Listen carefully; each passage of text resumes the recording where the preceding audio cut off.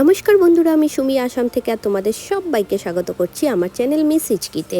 আজকে বানাবো কাতলা মাছের তেল ঝাল। এটা অনেক পুরনো রেসিপি। তো সবার প্রথমে একটা মশলা রেডি করে নেব, যেটায় থাকবে কাঁচা লঙ্কা, শুকনো লঙ্কা বাটা, একটু ঝাল হবে যেহেতু তেল ঝাল, আদা বাটা, নুন, হলুদের গুঁড়ো আর লঙ্কা গুঁড়ো আর 1 চামচ জিরের গুঁড়ো। বাস এই কয়েকটাকে জল দিয়ে ভালোভাবে মিক্স করে রেখে দিতে হবে সাইড করে।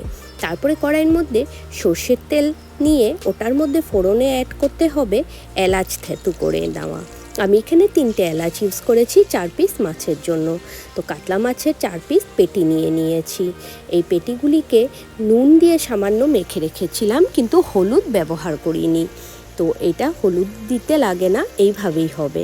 তো সামান্য যখন দেখবে লাল লাল হয়ে গেছে তখনই অ্যাড করে দেবে তেলের মধ্যে এই মশলাটাকে দিয়ে এই গ্রেভিটা সামান্য একটু জিরের গন্ধ আর আদার কাঁচা গন্ধটা না যাওয়া পর্যন্ত এটাকে ঢেকে ঢেকে হতে দিতে হবে।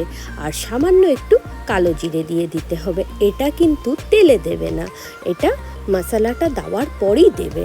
তারপরে একটু ঢেকে ঢেকে রান্না করার পর সামান্য একটু উতরানো গরম জল দিয়ে দেবে গ্রেভি অনুসারে।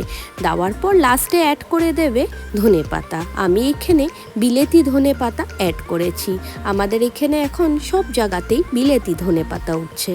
তারপরে আরও 3 থেকে 4 মিনিট হলেই রেডি হয়ে যাবে এই কাতলা মাছের তেল ঝাল। এটা সত্যিকারে অনেক টেস্ট হয়।